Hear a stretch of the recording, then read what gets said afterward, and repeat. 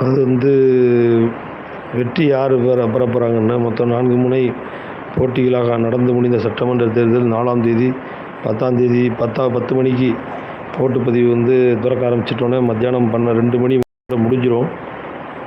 அந்த கம்ப்யூட்டர் வாக்குப்பதிவு வந்து அனைத்து தேர்தல் முகவர்களால் வந்து கலெக்டர் ஆஃபீஸ், இந்த அரசு பொறியியல் கல்லூரியில் வந்து வச்சுருப்பாங்க. இந்த பட்டியல் எடுத்து தேர்தல் முடிவு எப்படி வருன்றதை நீங்கள் சொல்லுங்கள். 4 முனை போட்டிகளாக 3வது